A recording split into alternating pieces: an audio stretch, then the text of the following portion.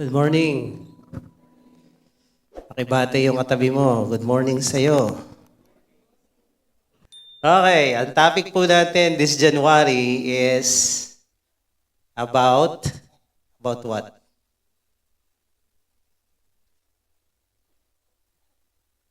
By the way, ano ba kayo? Nakapag-Thanksgiving ba lahat? Sino yung nakapagpasalamat for this year sa kanilang Bible study group? Taas ang kamay. Parang yung iba hindi Kaya mga kapatid, importante pong may Bible study kayo.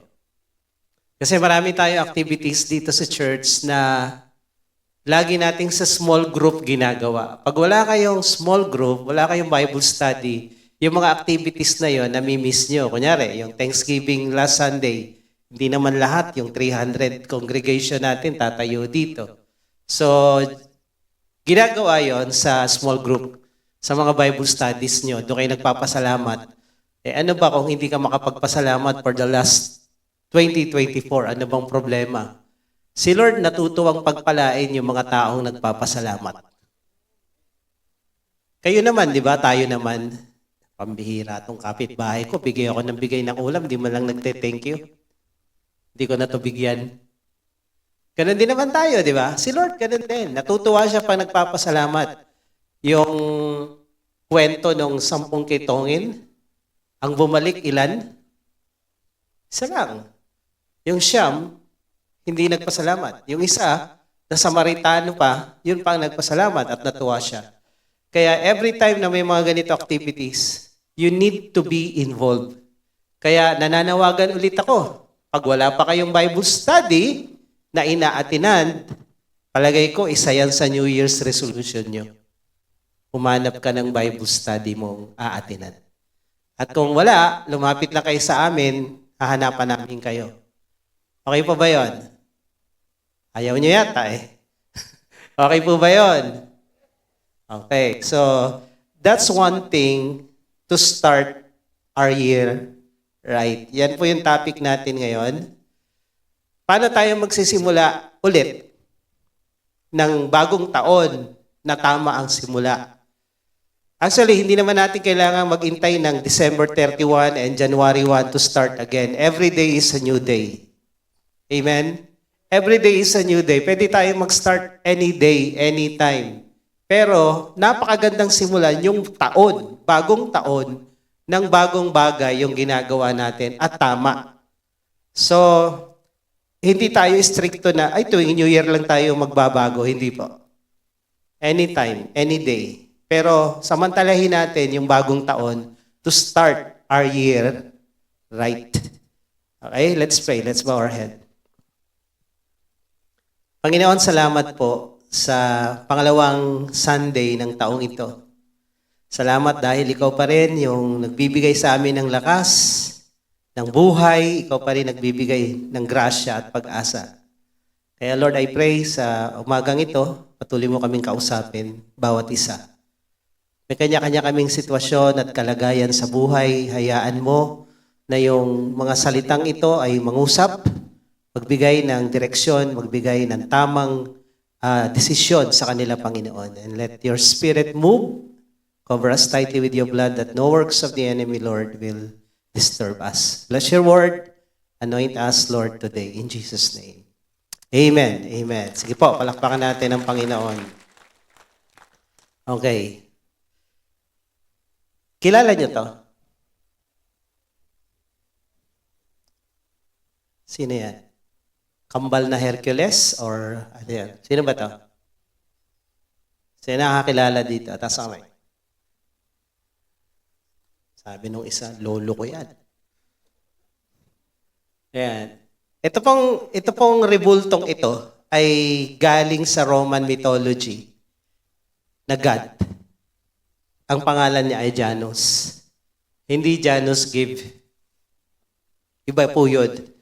At yung salitang January galing po sa pangalan nitong God na to, na si Janus. Ang meaning po nung Janus ay God of beginnings.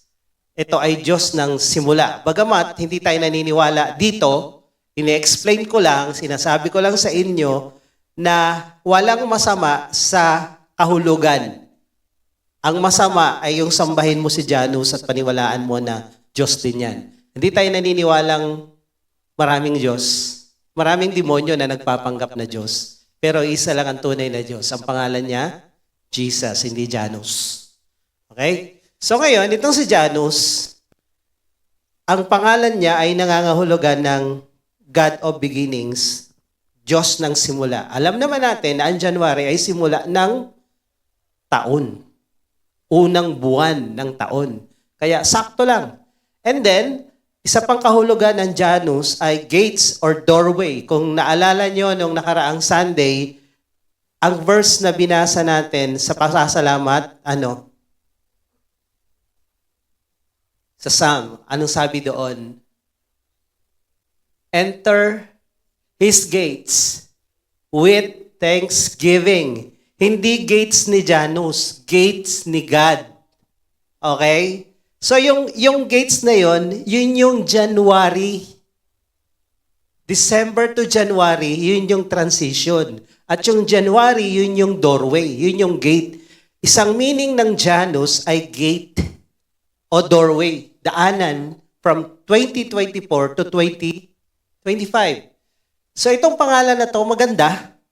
Bagamat hindi siyang nagmamay-ari ng mga definition na yan, kundi yung Diyos natin, hindi si Janus, kundi si Jesus. Amen? So, ang January ay simula. Ang January ay gate. We enter the gate with thanksgiving. Nagpasalamat tayo. So, ang January ay transition from 2024 to 2025. So, ito yung transition. Kaya itong January ay tamang-tama lang ayon sa definition ng Diyos na to na magsimula tayo ng tama at paano natin gagawin yon. Sa palagay nyo, bakit dalawa ang mukha niya? Dahil ba doble cara siya? Bakit dalawa? Sige, pwedeng manghula, hindi papatayin. Sa Old Testament kasi pinapatay yung mga nanguhula eh. Ngayon hindi. Bakit po? Base doon sa ating definition ng Janus, ano to? Bakit ganyan ang mukha niya? Okay, sige, hula pa. May dalang rola kristal eh, no? Okay. So, yung mga sinasabi nyo, meron naman kayong idea. Okay, may tama kayo. May tama kayo doon. So, bakit yung mukha ni Janus ay dalawa? Yung isa, nakatingin sa nakaraang taon. Yung isang mukha niya, nakatingin sa future, sa hinaharap, sa 2025. So, every January, ito yung dapat nating gawin. Lumingon muna tayo sa nakaraan for the last time. Kasi sinasabi ng Bible, kalimutan ang nakaraan. Huwag mo nang isipin at balik-balikan. Behold, I will do new things, sabi ni Lord. Hindi mo na kailangan alalahanin. Pero bago mo kalimutan yung nakaraan, alalahanin mo muna at may makuha ka munang lesson sa nakaraan. Hindi pwedeng, kalimutan na natin yan. Teka lang, kung kakalimutan mo yung nakaraang taon at wala kang nakitang dapat ayusin at baguhin, uulitin mo lang din yan ngayon. Sabi mo sa katabi mo, uulitin mo lang yung kapalpakan mo. Kailangan mong balikan, tingnan, look back, and then look forward. Ito yung pag-aaralan po natin. Panay look. Kaya yung verse natin nasa look din. Book of Luke. Hindi, joke lang. So, ito po yung pag-aaralan natin. How to start our year right. Look backward. Sabi mo sa katabi mo, look backward. Ngayon lang yan, yung look backward. Ngayon, January lang. And then, look forward. And then, look upward. And then, look inward. Ano ba kaibahan ng mga yan? Okay, let's begin with look backward. Tumingin tayo sa nakaraan, sa nakalipas na taon, bago tayo pumunta sa 2025. Sa Revelation chapter 2, verse 5, may sinasabing ganito, remember therefore from where you have fallen, repent and do the first work, or else I will come to you quickly and remove your lampstand from its place, unless you repent. Ang context nitong verse na to, ito po ay pinasulat ng Diyos, ni Jesus, kay John, habang siya'y nakakulong sa island of Patmos. Pinasulat sa mga churches, specifically Ephesus.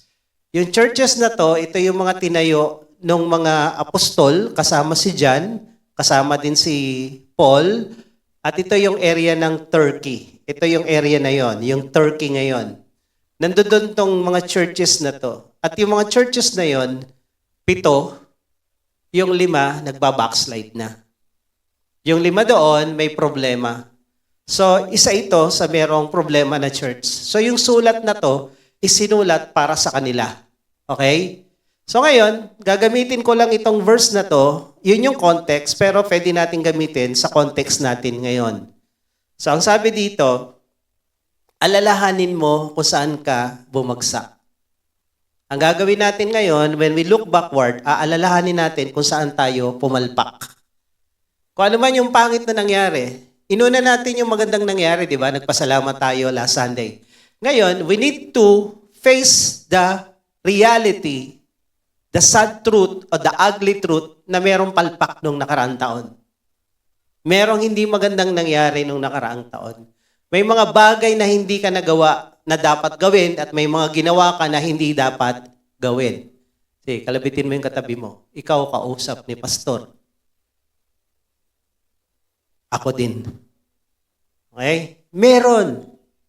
Okay? Meron tayong hindi naayos. So, alalahanin mo, remember, saan ka pumalpak, and then, letter R uli, repent.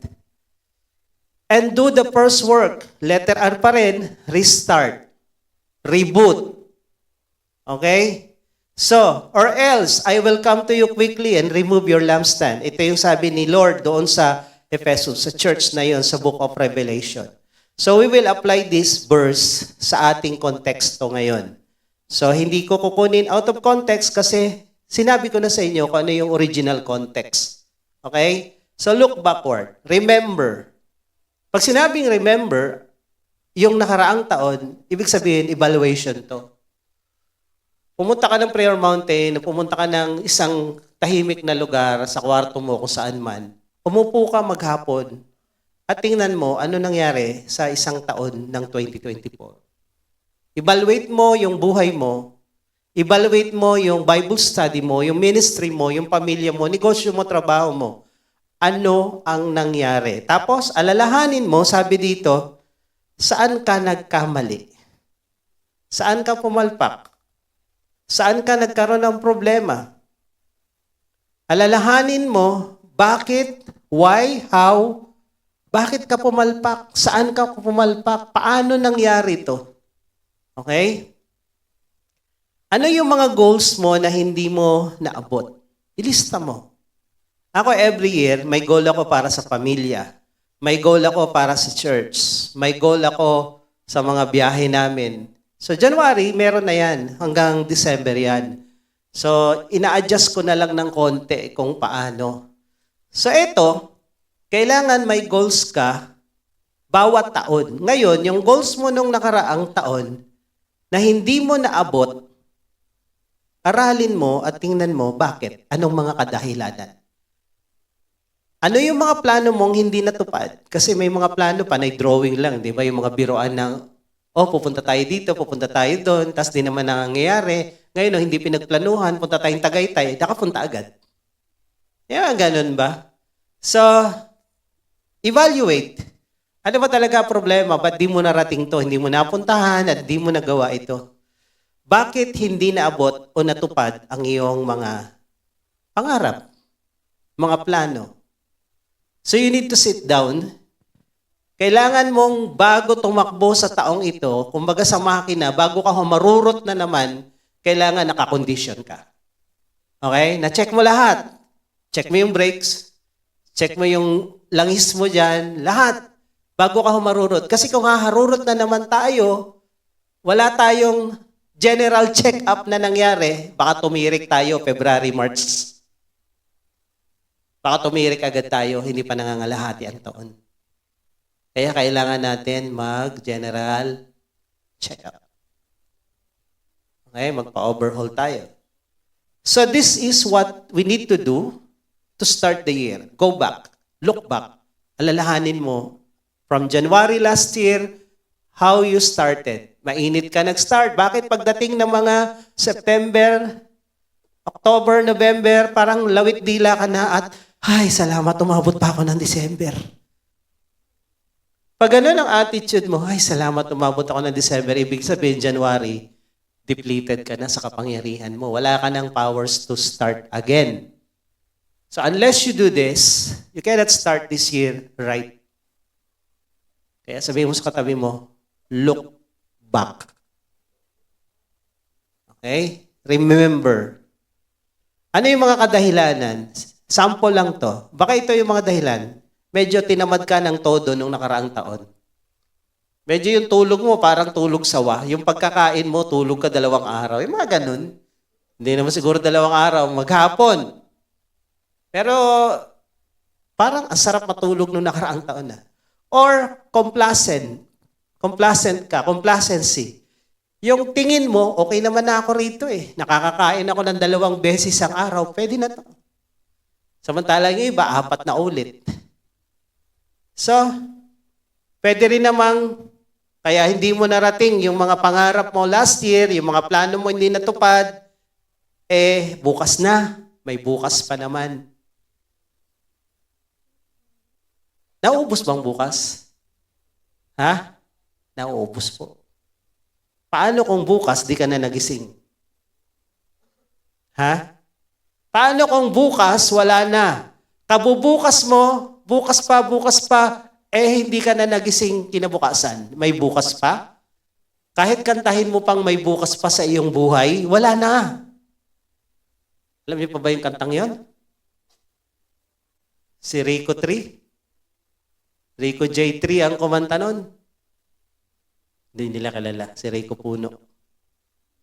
So, yung katamaran, yung pabukas-bukas, pamaya-maya, manyana habit, baka yan ang dahilan, kaya hindi mo narating at nagawa yung dapat mong gawin. So, anong dapat gawin? Ayusin mo yan. Or, nung last year, medyo kulang yata sa oportunidad.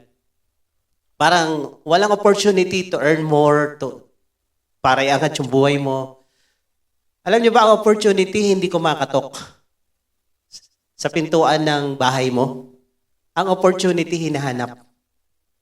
Ang opportunity hindi inaantay. Ikaw ang maghanap sa opportunity. You scan the horizon. Ano opportunity pwede kong gawin? Ano yung mga sidelines na pwede kong gawin para madagdagan ng kita? Para umangat ang buhay ko ngayong taon? Ano yung mga pwede kong gawin habang nagwo-work o habang nagbi-business? Ano pa yung pwede kong idagdag na kaya pa ng kapangyarihan ng katawan? Ang oportunidad, hindi kumakatok sa bahay nyo yan. Minsanan lang yan nangyayari. Kadalasan, hinahanap yan. Ikaw ang maghahanap at kakatok. Yung mga tamad, hindi naghahanap, nag-aantay na lang. Eh, sabi mo, hanapin mo. Or talagang nagsikap ka naman nung nakaraang taon pero hindi pa talaga oras. Ito, magandang palusot to. Kasi kung wala pa talaga eh, ginawa mo na lahat, nagpakasipag ka, hindi ka tamad, di ba? Hindi ka pa maya-maya, hindi pa bukas-bukas, talagang todo bigay ka, naghahanap ka ng oportunidad, wala pa rin nangyari, eh hindi pa oras. So ito yon. Pero ngayong taon na to, ito na yung oras mo. Hindi kaya ta naniniwala eh. Sabihin mo sa katabi mo, oras mo na. Para umasenso. Linawin natin kung ano yung oras mo. Oras mo na para umasenso. Oras mo na para umangat. Oras mo na para may marating sa buhay. Oras mo na para mag-grow, para mag-improve. Oras mo na para ma-bless. Amen? Ngayong taon ay oras mo na. Sa magandang oras. Sige, palakpakan mo yung sarili mo. So look backward, evaluate. Pangalawa, sabi dun sa Revelation 2:5, remember kung saan ka nagkamali, saan ka bumagsak, and then repent. Sa Bible, pag sinabing repent, tinuturo natin yan kahit sa mga retreat natin, yung word na ginamit sa repent ay metaneo sa Greek. And the word signifies a change of mind that will lead you to change your heart. Kasi lahat ng bagay dito nagsisimula sa utak. Kaya good news, lahat tayo meron yan. Okay? May pagsisimulan dito. And then, bababa sa puso mo, yung vision mo, yung idea mo, bababa dito, magkakaroon ng passion, magkakaroon ng apoy, ng gasolina. So, from the mind, goes to the heart. So, yung pagbabago, yung repentance is a change of mind, then a change of heart, that will lead you to a change of action na maglilid sa'yo sa change ng direction na tinatakbo mo sa buhay. Kaya nga, ang taong tunay na nagsisi, nagbago. Hindi lang nagsorry at naiyak. Wala akong kabilib-bilib yung mga, kunyari, may mga conference, may mga gathering, iyak-iyak, tapos pag-uwi, ganun pa rin. Wala akong kabilib-bilib doon sa mga iyak-iyak na yan. Pati yung mga nagtangs-tangs-tangs doon. Alam niyo ba yung tangs? Wala akong kabilib-bilib sa mga ganun eh. Kung wala namang nagbabago sa buhay. Bilib ako doon kung may nagbago sa buhay. Dahil ang pinaka-importante sa pagiging Kristiyano at pag-aaral ng Biblia ay yung nagbabago ka. Dahil lahat ng ginagawa mo must lead you to repentance. And repentance is a change of mind, a change of heart, a change of action, a change of direction. Kung na-evaluate mo 2024, ito problema ko, ito yung hindi ko nagawa, tinamad ako, procrastinate ako, ganito. So nakita mo na eh. Anong gagawin mo? Ulitin mo ngayong taon? Uulitin pa rin ba natin yon? So you need to repent. You need to change. Kailangan may babaguhin. Dahil ang sabi ni Einstein, insanity is doing the same thing, expecting different result. Kabaliwan yan. Kung akala mo, uunlad ka ngayong taon, pero uulitin mo yung ginawa mo nung nakaraang taon, nagpapatawa ka.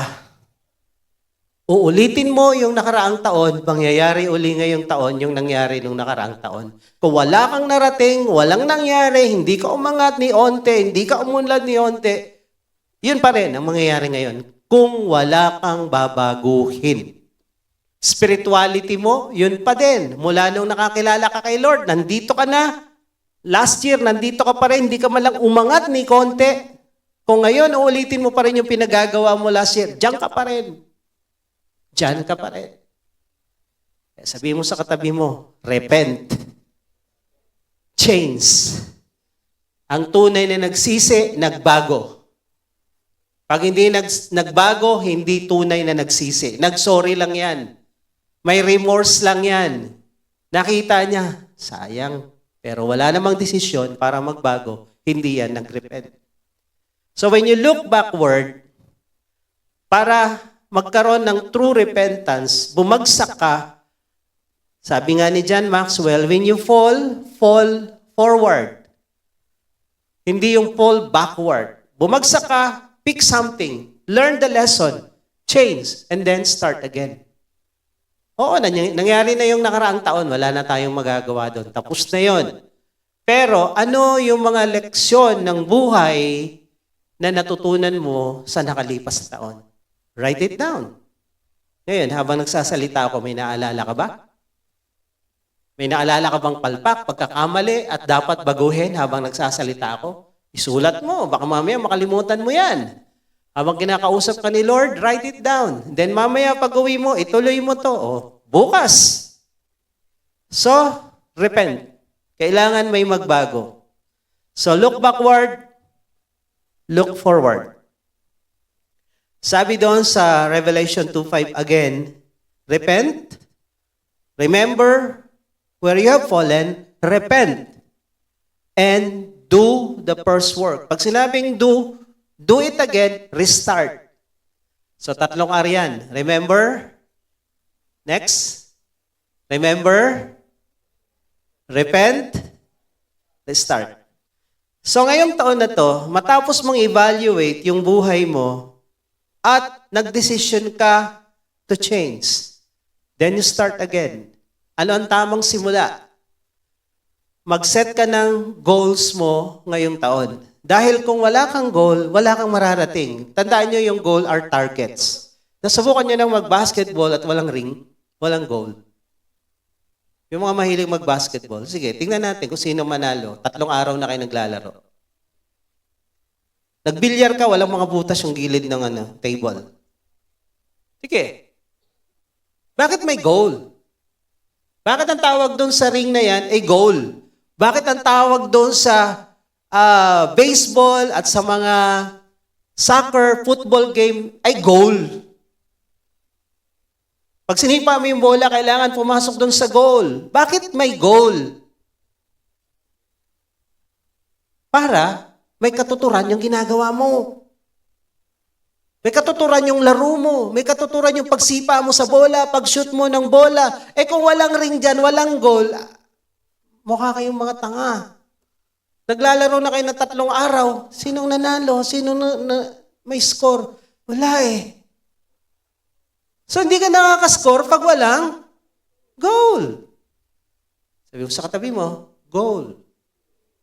Kailangan merong goal. At pag sinabing goal, marami yan. May financial goal tayo. Magkano gusto mong kitain ngayong taon? Magkano yung increase na dapat madagdag sa salary mo, sa income mo, kung businessman yan? Ano pa yung goal mo? Kung ikaw ay nakaipon na, saan kaya ako pwedeng magbiyahe ngayon? I don't encourage people na walang ipon, tas biyahe ng biyahe. Yung mga nakalagay sa Facebook, work, travel, die without dignity. Tinuro ko na to sa couples. Nag-start kami magbiyahe is 45 to 50. International international. Hindi to once a year, twice a year. Para makapagpahinga kami sa trabaho sa church dahil nakakapagod itong trabaho ang ginagawa namin. So, pag meron ka ng ipon, then you can. Pero kung wala at uutangin mo yung pang-travel mo, hindi mo pa nasahod, ubos na sahod mo. Kalokohan yan. So you set bigger goals according to your means. Kung kaya mo.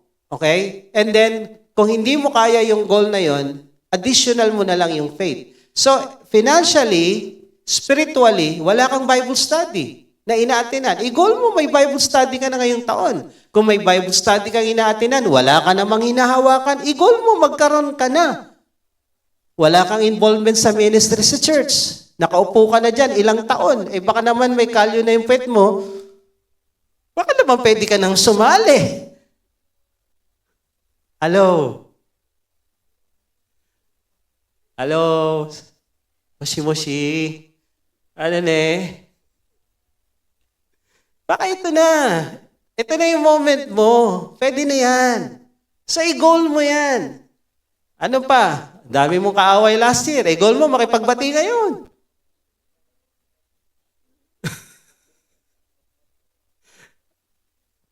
Ayusin natin. So, set bigger goals. At pag kayo nangarap, huwag niyong liitan. Lagi kong sinasabi dito, mas malaki ang goal, mas madali tamaan. Okay? Kaya nga si Goliath tumba agad kay David kasi ang laki. Eh imagine mo kung si Goliath ay midget. Ganito kaliit, pero warrior.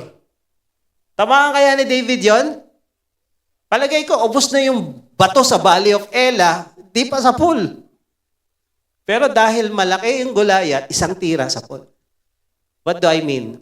Pag ikaw malaki yung goals mo sa buhay, financial man yan, spiritual man yan, hindi mo man tamaan yung sentro, yung bullseye. Kunyari, ang goal ko ay kumita ng 7-digit next year. No? Hindi mo naabot yung 7, at least may 6 ka. Hindi na masama yun. Diba? Ang goal ko, magkaroon ng Bible study na may miyembrong 10, ay hindi mo na-hit yung 10. At least 8 ka lang. Okay na rin yun. Eh kung ang goal mo, 3 member ng Bible study, eh nawala yung 2. Isa lang. O di 1-on-1 kayo, hindi kayo biblical. Kasi ang biblical, 3. Ay, hindi. Pwede naman kung may 2 o 3. Pero mas maganda, 3. So, kailangan yung goal mo mas malaki. Okay? Dito sa church, malaki yung goals natin dito. Last year, ang goal natin magkaroon ng 200 Bible studies. Na-reach ba natin? Hindi. So ngayon, aatras tayo dahil hindi naabot? Hindi. Ngayon, ang goal natin, 250. Taasan. Hindi man natin maabot yung 250, at least 200 abot natin. So, mas malaki ang goal, mas madaling tamaan. Sabi mo sa katabi mo, kung mangangarap ka, lakihan mo. Libre yan, walang bayad yan. Walang bayad mangarap. Okay? So look forward. Magplano ka, isipin mo, desisyonan mo, aksyonan mo yung dapat mong ayusin at baguhin sa taong ito. Nakita mo na yung mali nung nakaraan, ngayon, ano ang babaguhin mo? Ano ang aayusin mo? Hindi pwedeng business as usual. Hindi pwedeng, okay lang yan, sige, tuloy lang natin. Wala kang mararating, mapapag-iwanan ka. Nakaharurot na yung iba, nandyan ka pa rin sa isang sulok and you eat their dust. Hindi pwede yon sa isang Kristiyano. Hindi pwede yung kesera-sera, whatever will be, will be. Hindi pwedeng, bahala na si Lord, bahala na si Batman, o bahala na... Hindi pwede yun. Bahala na Sputnik, hindi pwede ganun. Hindi pwede yun. Ang buhay, pinagpaplanuhan yan. Okay? Ang buhay na hindi pinagpaplanuhan, walang patutunguhan. Kaya magplano ka. Kaya hindi nakakapagtaka sa insurance, ang daming plan. Life plan. Di ba? Health plan. Bakit may mga life plan, health plan pang ganyan? Plan nga eh. Kung paano importante yung goal, importante yung plan. Pag may goal, may plan. Hindi pwedeng mangyari yung goal kung walang plan. Ano yung game plan? Para makarating doon sa goal, para manalo, ano yung game plan? Tanong mo yung katabi mo, ano yung game plan mo? Para kumita ng malaki. Para umayos yung pamilya mo. Para yung ministry mo, yung Bible study mo lumago. Para yung mga taong tinuturuan mo, hindi lang nagbabasa ng Bible, nagbabago talaga. Merong tunay na repentance. Ano ang game plan mo? Pag wala kang game plan, hindi mo maabot yung goal. So isulat mo yan. So look forward. And then, look upward. Kahit anong galing mo, kahit anong sipag mo, kahit anong ganda ng plano mo, kahit nag-evaluate ka na, nakita mo na, pero pag wala si Lord sa sentro ng lahat ng ito, hindi ka pa rin magtatagumpay. Kailangan si Lord na sa sentro ng lahat. Hindi siya bahagi ng buhay mo. Hindi siya bahagi ng plano mo. Hindi siya bahagi ng goals mo o plans mo o game plan mo. Hindi siya team member. Siya ang head coach. Siya ang sentro ng lahat ng gagawin mo sa buhay mo, pamilya mo, negosyo mo, trabaho mo. Hindi siya kasali, siya ang sentro. Dahil pag sinali mo lang siya, anytime pwede siyang mabangko.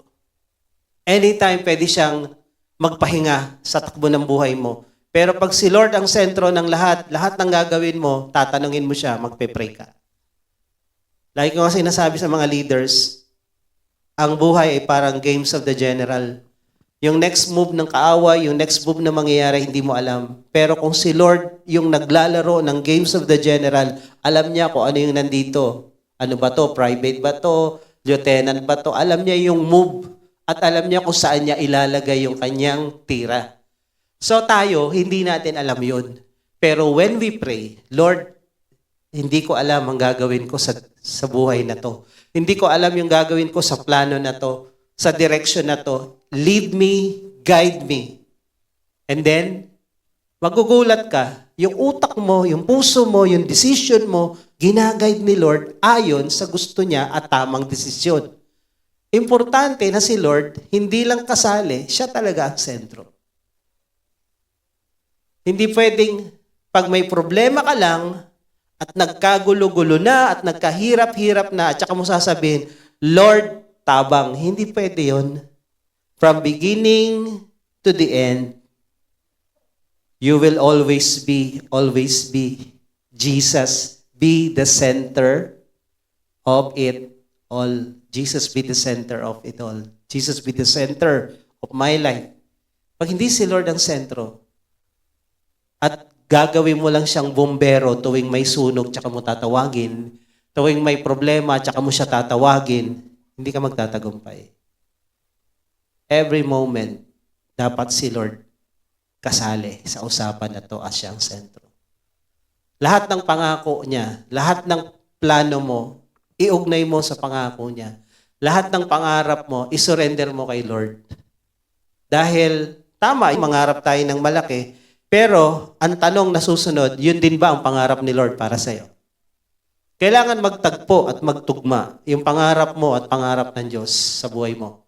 Dahil pag yan nagtagpo at nagtugma, sabi ng 1 John 5:14, 13-14, anumang hilingin mo sa panalangin, pag ayon sa kalooban ng Diyos, sigurado mangyayari yan. Hindi tsambahan, sigurado, sure ball yan. Kaya when you pray, ito yung goal mo, ito yung pangarap mo, unti-unti, pag ikaw nagpipray, yung pangarap ni Lord sa'yo, sinasakop yung pangarap mo at sigurado ako, mas maganda ang pangarap ng Diyos sa'yo kaysa sa pangarap mo sa sarili mo. Sigurado yun. Kaya akala mo, okay na to, maganda tong pangarap ko. Mas maganda pangarap ni Lord sa'yo. Mas maganda.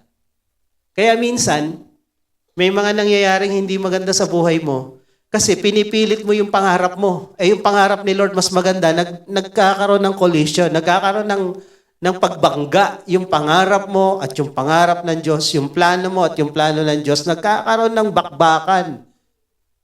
Pag ikaw nag-pray, malalaman mo, hindi pala ito plano ni Lord. So, ang gagawin mo para walang bakbakan, ano? Yung dalawang bansa na nagkakagulo, para tumigil yung gulo, ano dapat gawin ng isa? Surrender. Surrender. Pag alam mo, yung plano ng Diyos, mas maganda sa plano mo, at yung plano mo, hindi niya plano, sumurrender ka na, Lord. Let your will be done. At sigurado, mas magiging masaya ang buhay mo pag yung kalooban ng Diyos ang sinunod mo. Kunyari, gusto mo tong taong ito, hindi naman gusto ni Lord para sa iyo yan, pinagpipilitan mo. Lord siya talaga eh. Talagang siya, Lord eh. Sabi ni Lord, X siya. Hindi kayo bagay, hindi kayo mag-jive dyan. Hindi yan para sa'yo. Pinipilit mo. Ayun. Kaya ako pag nagkakasal ako, tinatanong ko kayo ba talaga? Sure kayo? 100% kayo? Dahil kung hindi, ay mag-isip-isip. Walang laban-bawi sa usapang mag-asawa. Walang laban-bawi dyan. Touch Bob yan. Pag nag-move ka na, once you decide, no retreat, only surrender. Diretsuhan na yan. So, we need to pray. We need to pray. Sa lahat ng plano mo, sa lahat ng goals mo ngayong taon, sa lahat ng gagawin mo, ilatag mo kay Lord. Lord, sa'yo to. Ako ang nagpaplano, sabi ng Proverbs, tayo ang nagpaplano, pero ang Diyos pa rin ang nagpapatupad ng lahat ng ito. Without God's approval, pag hindi yan na-approvean sa taas, hindi yan mangyayari. Kaya kailangan approve ni Lord dyan. Okay? Sabi ng Psalm 121, verse 1 and 2. Sabi dito, I will lift up my eyes. So look upward. Tingin sa taas. I will lift up my eyes to the hills of Jerusalem. Ito kasing kontekstong ito. Sa ibang verse, I will lift my eyes to the mountain, to the hills, from where my help comes. My help comes from the Lord who made heaven and earth. Ganito po kasi itsura ng Jerusalem. Ang Jerusalem po ay mga bulubundukin na hindi sobrang taas. Parang ito, Antipolo. Parang yung Cloud9 area na yan, tsaka itong Pagray. Pero medyo mas marami yung bundok doon sa Jerusalem. Kunyari, ito yung Temple Mount. Andito yung templo ni Solomon na nasira. Ngayon, nandoon yung Dome of the Rock. So, nasa ibabaw yun ng bundok. Pero actually, hill lang yun eh. So, nandoon yung Dome of the Rock, yung templo dati. So, bundok yan na maliit. Then, sa paligid nun, bundok din. Dito yung Mount of Olives, nandyan yung Dome of the Rock. So, lahat ito bundok. Ang tawag doon sa Bible, Mount of Zion. Mount of Zion. Yung buong area na yon. Tapos, ang tingin nila, ang paniniwala nila, yan ang tirahan ng Diyos. Diyan nakatira si Lord. Pagdating ng rapture, pagdating ng second coming, babalik si Lord sa Battle of Armageddon at tutungtong siya doon sa Mount of Olives. Doon siya bababa kung saan siya umakyat nung siya'y nandito sa lupa. At pagbaba niya doon, mahahati yung area na yon. Kasi ang itsura po ng Jerusalem, nandyan yung templo, iyan, Valley, Kidron Valley, nandyan yung mga patay, nilibing yung mga saints. Kasi ang paniniwala nila, pati yung bangkay ni Joseph sa Genesis, doon nakalibing yan. Kasi pagdating ni Jesus dito sa bundok na to, lahat ng mga patay na yan kukunin niya. Yan ang paniniwala nila. Kaya pag sinabing, I will lift my eyes to the hills, ito yun. Mount of Olives, Zion Mountain, at saka yung templo na yon, doon ako titingin kasi si Lord doon galing. Doon nakatira. So ito yung prayer ni David. Sabi niya dito, I will look up. I will look up to the mountains, to the hills of Jerusalem. From where my help comes. Ang tulong ko ay galing sa Diyos. So when we pray to God, kinilala natin na ang tulong para magtagumpay sa taong ito ay galing sa Diyos. The help will come. Okay? The help will come. Isaiah 6:1. Sabi dito sa Isaiah 6:1, in the year that King Uzziah died. Sino si Uzziah?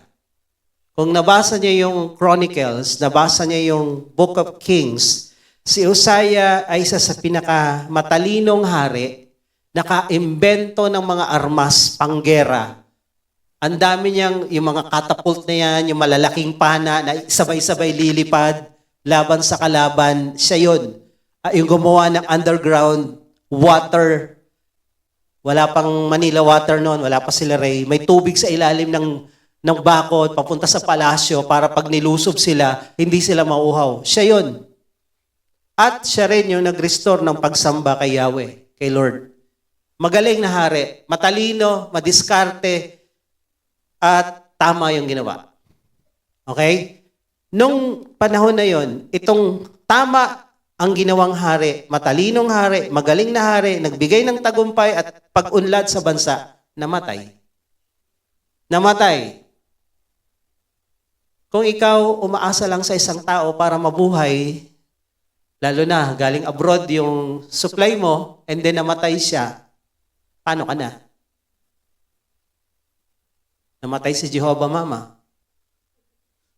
si Jehovah Papa, si Jehovah Ate, si Jehovah Kuya, Jehovah Tita, si Jehovah Tito. Alam mo yung Jehovah Jireh, God the provider. Kaya sinasabi ko Jehovah Mama kasi ang provider mo si Mama. Paano kung namatay sila? Anong gagawin mo? Nga sa langit. Eto nangyari sa bansang Juda. Yung magaling na hari, matalinong hari, nagpaunlad ng bansa, nagpanalo ng maraming gera laban sa kanilang mga kaaway, patay. So ano ngayon? Ano kahihinatnan ng bansang ito? Ano kahihinatnan mo? Kung nakaasa ka sa iba at hindi sa Diyos. Ano to? Wala na tayong pension plan. Ang pension plan natin nakabase sa tao, hindi sa Diyos. Paano na? Patay na si Jehovah Ate. Patay na si Jehovah Kuya. Paano na? Patay na si Uzziah. On that day, on that year na namatay si King Uzziah, si Isaiah, nakita niya si Lord, sabi dito, I saw the Lord sitting on a throne, high, lifted up, and the train of his robe filled the temple. Nung namatay yung pinakamagaling na hari ng Juda, pinakamatalino at nagpaunlad ng bansa, at nawala na yung pag-asa nila para magpatuloy yon. Nakita ni Isaiah, the prophet, si Lord nakaupo pa rin sa trono. Anong ibig sabihin nito? Kung nakaasa ka sa tao, may hangganan yan. Kung nakaasa ka kung kani-kanino, mamamatay din yan. Pero pag si Lord ang pag-asa mo, ang Diyos hindi namamatay. He is alive forevermore. Pag ang Diyos ang pag-asa mo, magkabali-baligtad man ang 2025, hindi natin alam kung anong mangyayari bukas,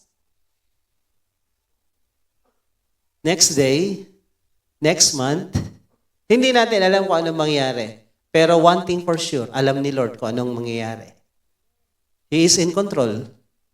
At si Lord hindi nawawala sa kanyang trono. Nawala sa trono yung Haring Usaya, si Lord hindi nawala. Kung mawala man yung mga taong inaasahan mo, si Lord laging andyan. Kaya kay Lord ka, umasa. Sabi mo sa katabi mo, kay Lord ka, umasa.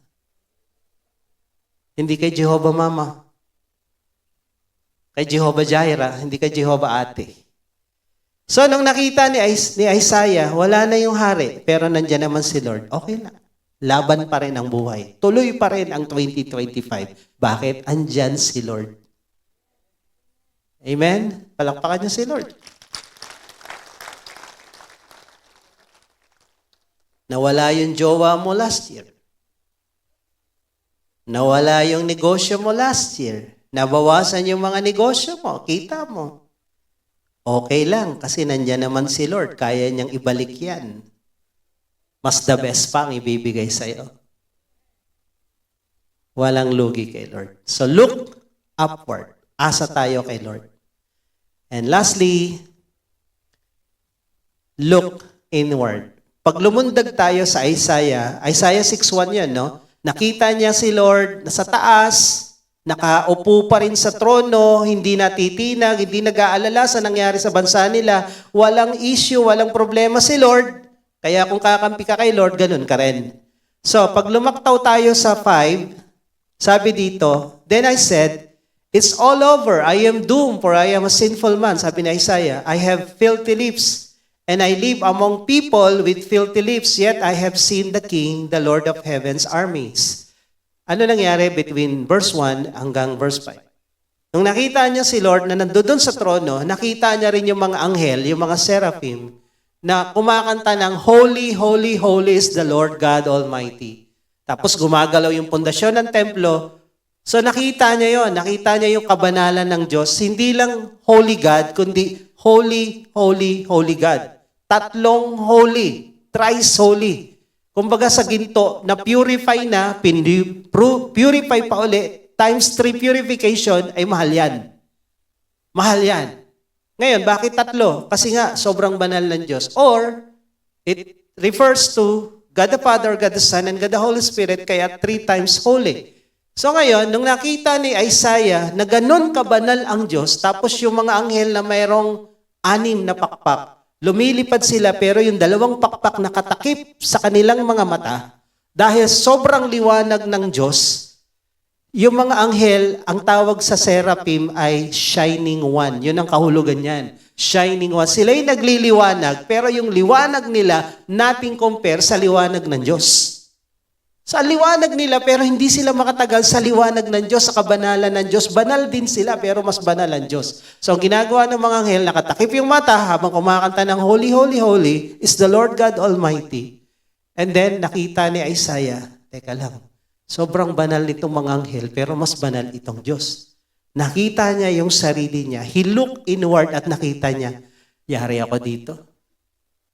Marumi ako. Sabi niya, makasalanan ako. Pero kung titingnan nyo, Isaiah chapter 1 hanggang Isaiah chapter 5, si Isaiah ay isang propeta. Spokesperson sa Old Testament, yung word na prophet, sa Hebrew ay Navi o Nava. Ibig sabihin, tagapagsalita ka ng Diyos. Alam naman natin sa gobyerno yan, pag ikaw tagapagsalita, piling presidente ka na rin, no? Piling senador ka na rin, no? Tagapagsalita ka lang piling ka na. Si Isaiah, tagapagsalita. At hindi gagamit si Lord ng maruming vessel. Hindi gagamit si Lord ng makasalanang tao. So, sa tingin ni Isaiah, chapter 1 hanggang chapter 5, okay na ako Propeta ako dami ko nang pinrapisay. Dami ko nang sinabi sa bawat bansang ganito. Pero nung humarap sa Diyos, nakita niya, kulang pa pala. Hindi pa pala sapat. Marami pa pala akong dapat ayusin sa sarili ko. Hindi pa ako 100% okay. Every time you come to God, you look up, then you will look inside, look inward, you will understand, hindi ka pa okay last year, may dapat ka pang ayusin ngayong taon na to. Sabihin mo sa katabi mo, marami ka pang aayusin. Marami pa. Look inward. So nang nakita niya yun, sabi niya, yari ako dito. Dahil meron silang kultura at paniniwala, tradisyon, na pag nakita mo ang Diyos, mamamatay ka. Sabi niya, patay ako rito. Pero ang nangyari, habang sumisigaw yung mga anghel ng Holy, Holy is the Lord God Almighty, one of the angel, kumuha doon ng tong at kinuha yung coal, yung nag-aapoy doon sa altar at nilagay sa kanyang bibig. At sabi ng anghel, nilinis ka na. Tuloy mo yung trabaho mo. Kaya nung nagtanong si Lord, sino ang ipapadala ko? Whom shall I send? Sabi ni Isaiah, here I am, Lord, send me. So ngayon, nung nakita ni Isaiah yung sarili niya, naging kumpleto yung process ng look backward, look forward, ano yung pangatlo? Look upward, and then yung final is look inward. Naging ready siya for the mission. Naging ready siya sa kanyang gagawin. Ang sabi ng mga Greeks, lalo si Socrates, yung dictum nila na nakalagay doon sa rebulto ni Plato, sa temple ni Apollo, nakalagay doon, know thyself. Kilalanin mo sarili mo. Dahil yung mga taong hindi kilala yung sarili, nagpapanggap na ganito sila, pero hindi naman talaga. Hindi ka magtatagumpay ngayong taong ito. Minsan yung iba naman, hindi talaga kilala yung sarili nila. Akala nila okay na sila until somebody will tell them, hindi ka okay. Kaya pag may mga taong nagsabi sa'yo, uy, ganito ka, ganito ka, ganito ka, huwag ka magagalit sa kanila. Lalo na kung yung magsasabi niyan, asawa mo. Hello? Bakit itim mata mo? Ay, sinabihan ko, asawa ko, ganito siya. Ay, kaya pala. Black eye. Tapos hindi si Mrs. yung may black eye, si Mr. Pag asawa mo nagsabi niyan, nanay mo, tatay mo, kapatid mo, pamilya mo, close sa'yo, maniwala ka. Concern sa'yo yan. Hindi yung inggit lang sila. Ano ka inggitan sa'yo? Yabang mo? Bisa may mga tao, wala na yung pagmamayabang, kundi yung yabang lang. Wala na may pagmayabang, kundi yung yabang eh.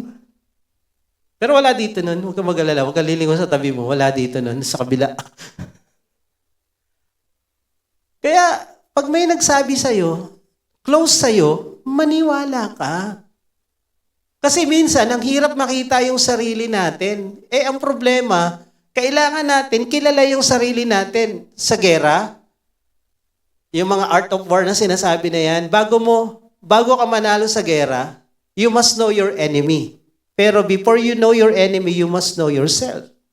Pag hindi mo alam kung ano yung sandatang meron ka, paano ka lalaban sa kalaban mo? Hindi mo alam kung ano yung kapasidad mo. So alam mo yung kapasidad mo, alamin mo yung kapasidad ng kalaban mo, tingnan mo kung kaya mo, nakasulat yan sa Bible. Sabi ni Jesus, bago ka gumera, uupo ka muna at bibilangin mo yung army mo, yung armas mo, kung kaya mong makipaglaban, sabi dun sa Book of Luke.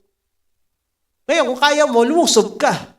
So, ganun din dito, sa buhay na to, ngayong 2025, kilalanin mo sarili mo. Baka kulang ka sa training, kulang ka sa practice, kulang ka sa idea, kulang ka sa mga bagay na sa sipag. Kailangan mong kilalanin sarili mo para magtagumpay. Huwag kang denial. Magpakatotoo ka. Sa katabi mo, huwag mag-deny, umamin. Pag sinabihan ka, maniwala ka na. So, kilalanin mo yung sarili mo. At pag nakilala mo yung sarili mo, alam mo na hindi sapat, kailangan mong ayusin at baguhin. Sabi ng Proverbs 3:5-6, magtiwala tayo sa Panginoon ng buong puso. Huwag tayong umasa sa sarili nating kakayanan. Do not depend on your own understanding. Sa ating sariling plano, diskarte, desisyon. Oo, may plano tayo, may pangarap tayo. Pero ialay pa rin natin sa Diyos, pa-approvean pa rin natin sa Kanya. At mas maganda kung ano yung plano niya, yun ang gawin natin. Seek His will alamin natin ano yung gusto mo, Lord, ano yung plano mo, Lord. Hindi ako ang masusunod, ikaw ang masusunod. Seek His will in all you do. Sa lahat ng gagawin mo ngayong taong ito, ilatag, isurrender mo kay Lord. Dahil ang magtatagumpay lang na plano ay yung plano ng Diyos. Okay? And He will show you which path to take. Pag nagtiwala ka sa Diyos at inalay mo lahat, inamin mo na hindi mo kaya, tutulungan ka ng Diyos. Hindi kayo pababayaan ngayong taon na to. At magugulat ka sa susunod na taon, sa susunod na December, pagdating ng January next year, ang dami mong pinagpapasalamat kay Lord. Ang dami-dami. Lord, salamat sa bagong bahay at lupa. Salamat sa bagong sasakyan. Salamat sa maraming member ng Bible studies. Ang dami mong thank you, Lord. Kasi tama ang simula mo ng taon. Sabi ng Philippians 4:13, pag ikaw nagtiwala na kay Lord at inamin mo na hindi mo kaya sa sarili mong galaw o diskarte, sabi ng Philippians 4:13, then you can say this thing, I can do all things through Christ who strengthened me. Ano man yung plano, ano man yung gagawin ngayong taon na to, kakayanin mo dahil ang Diyos ang nagbibigay sa iyo ng lakas. Hindi ka magtatagumpay, hindi mo mararating tong mga to dahil sa sarili mong diskarte o lakas, dahil kay Lord. Amen? Si Lord pa rin ang sentro, si Lord pa rin ang dahilan, si Lord pa rin ang bida. Hindi tayo, hindi ako, hindi ikaw, si Lord. Si Lord lang ang magaling. Amen? Kaya lagi kong sinasabi ito dito at sa mga leaders, sabi ko sa kanila, those who know themselves will not be proud. Kung kilala mo saan ka galing, kung alam mo kung ano yung mga kapalpakan mo, yung mga sikreto mong hindi alam ng ibang tao, kung alam mo yan, hindi ka magyayabang. Kung isusulat lahat ng atraso mo at kasalanan mo, wala ka ipagmamayabang ni konti. Wala. Kung kilala mo sarili mo, you know thyself, you will not be proud. And if you know God's grace, you will always be humble. Kung alam mo ang biyaya lang ng Diyos, kaya tayo nandito, lalo kang magpapakumbaba. Yung nangyari itong sunog sa Amerika, yun nga, nakikita nyo yung post na, this is a godless town. We don't need God. God, zero. Kung alam lang nitong mga mayayaman, alam nyo yung nasunog, panay mansion ang nakatira doon. Mga mansion, yung mga bahay doon. Katabi ng Hollywood yun Hollywood Hills. Panay malalaking bahay, mayayaman, mga sikat na mga artista. Pero ano nangyari? Isang saglit, lahat ng pinagmamayabang mo, pwedeng mawala. Pwedeng mawala. Pati buhay natin, anytime, pwedeng mawala. Kaya nga every time na may mararamdaman tayo, kahit ako, Lord, di pa tapos yung trabaho natin. May vision pa tayo sa church na hindi pa nangangalahati, Lord. Grace lang, grace lang. Kaya ako nakakatayo dito, nandito pa, grace lang ni Lord. Awa. Kaya lagi ko sinasabi, Lord, grace, mercy. Doon ako nakakapit sa laylayan ng awa at habag mo. Grace and mercy. Kung kilala mo sarili mo, hindi ka magmamayabang. Kung alam mo yung grasya ng Diyos, hindi ka magmamalaki, lalo kang magiging humble. Ngayong taon, magtatagumpay ka, pero ang kaluwalhatian kay Lord. Dahil siya ang tutulong sa atin. Amen? Tayo.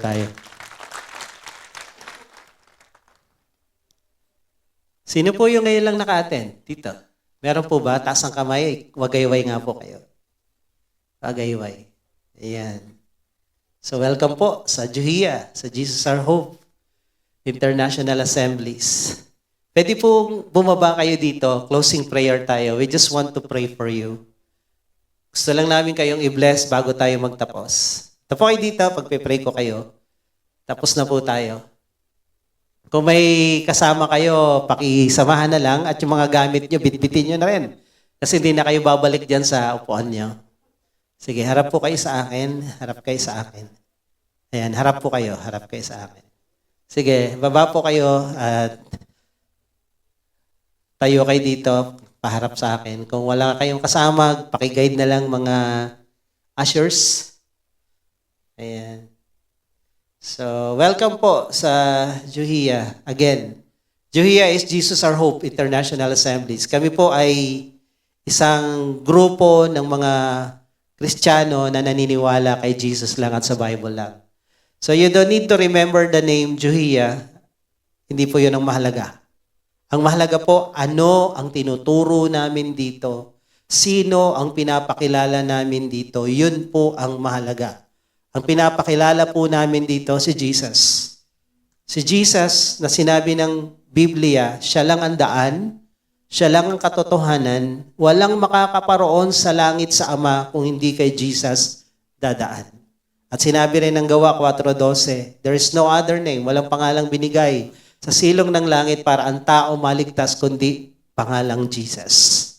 So yun po yung pinangangaral namin at alam natin na si Jesus lang ang namatay doon sa krus para sa kaligtasan ng lahat ng tao.